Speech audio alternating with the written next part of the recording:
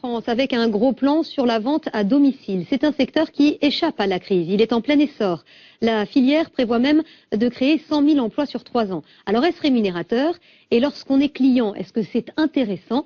Ce soir, c'est Franck Hédard qui répond à toutes vos questions. Alors, depuis quand le concept de la vente à domicile existe-t-il, Franck? Ce mode de vente vient des États-Unis. Il a vu le jour après la crise de 1929. En France, la vente à domicile, aussi appelée vente directe ou vente en réunion, a longtemps véhiculé une image ringarde.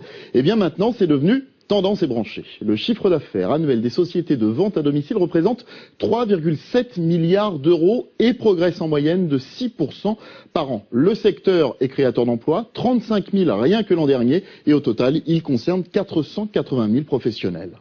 Deuxième question, combien rapporte la vente à domicile aux vendeurs?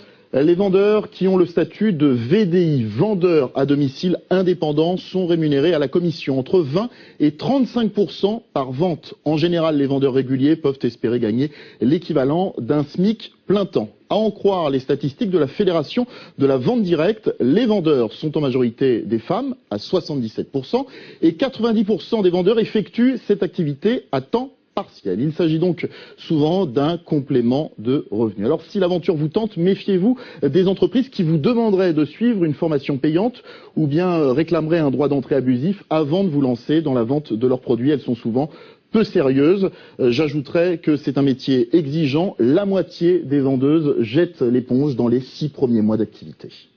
Une troisième question, cette fois côté client, les produits sont-ils moins chers lorsqu'on les achète à domicile? Oui, les produits sont globalement moins chers car il n'y a pas d'intermédiaire, pas de loyer, pas de frais fixes, pas de stock. Les clients s'y retrouvent donc, d'autant que l'offre de produits est plutôt vaste. Ça va du textile aux produits cosmétiques en passant par les objets de décoration, les produits d'entretien, l'alimentation et les accessoires intimes. Pour terminer, une dernière précision. Actuellement, à l'issue d'une réunion, les clients passent une commande et après l'expiration du délai de rétractation qui est de 7 jours, vous le voyez, eh bien ils payent et prennent possession de la marchandise. Un projet de loi prévoit que le client puisse payer et récupérer ses produits immédiatement, tout de suite après la vente. Ce sera beaucoup plus simple, effectivement.